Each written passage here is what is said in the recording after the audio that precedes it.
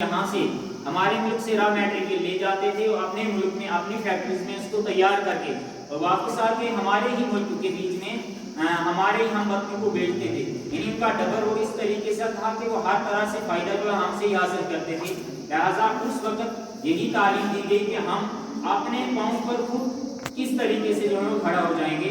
तो ये देखिए छोटी छोटी बच्चियां इंशाल्लाह ये पढ़ने के साथ साथ माशाल्लाह देखो किस किस्म की सलाहियत रखती हैं और इनके पास किस तरह का हुनर है, ये अलग अलग से दिखा रहे हैं। आप आराम से देखते रहिए और सुनते रहिए इंशाल्लाह।